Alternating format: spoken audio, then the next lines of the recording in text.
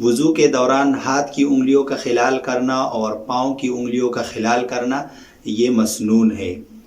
خلال کیا ہے؟ تو احادیث مبارکہ میں آتا ہے کہ جب آپ صلی اللہ علیہ وسلم وضو کرتے تو انگلیوں کا خلال کرتے تھے، ہاتھ کی انگلیوں کا خلال کرتے تھے اور پاؤں کی انگلیوں کا خلال کرتے تھے۔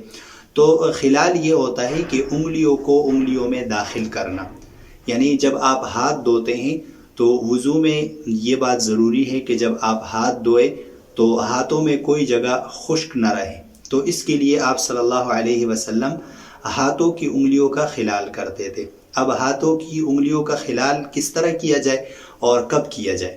تو جب آپ وضو کریں اور اپنے دونوں ہاتھوں کو کوہنیوں سمیت دھو لیں تو اس کے بعد آپ دونوں ہاتھوں کا خلال کریں۔ دو طریقے ہیں خلال کرنے کے۔ پہلا طریقہ یہ ہے کہ آپ پہلے بائیں ہاتھ کو دائیں ہاتھ کے اوپر رکھ کر، یعنی اس طرح انگلیوں میں داخل کر کے اوپر کھینچ لے، اور پھر دائیں ہاتھ کو بائیں ہاتھ پر اس طرح رکھ کر اوپر کھینچے۔ یہ خلال کا ایک طریقہ تو یہ ہے۔ اور دوسرا طریقہ یہ ہے کہ انگلیوں کو انگلیوں میں داخل کر کے آپ خلال کریں۔ دونوں طریقوں سے آپ کر سکتے ہیں۔ فقہاء کرام نے آسانی کے لیے یہ دو طریقے لکھے ہیں کہ ہاتھوں کو دھونے کے بعد آپ انگلیوں کا خلال اس طرح کریں، اور اس طریقے سے پاؤں کی انگلیوں کا جو خلال ہے تو اس میں احادیث مبارکہ میں دو باتیں ملتی ہیں۔ ایک بات تو یہ ملتی ہے کہ آپ صلی اللہ علیہ وسلم جب وضو کرتے تھے تو پاؤں کی انگلیوں کا خلال کرتے تھے، اور دوسری بات یہ ملتی ہے کہ آپ صلی اللہ علیہ وسلم 3 مرتبہ خلال کرتے تھے اور اس بائیں ہاتھ کی چھوٹی انگلی سے خلال کرتے تھے۔ اب بائیں ہاتھ کی چھوٹی انگلی سے خلال کس طرح کیا جائے؟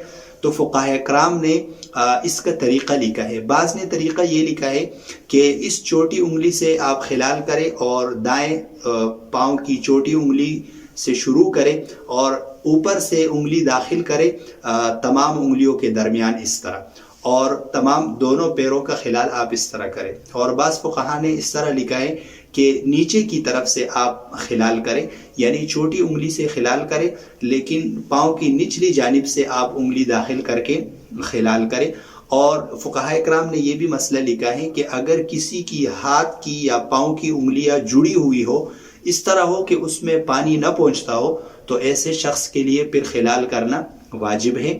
تو اکثر لوگ وضو میں خلال نہیں کرتے، تو خلال کرنا مسنون ہے اور وضو کرتے وقت خلال کرنا چاہیے۔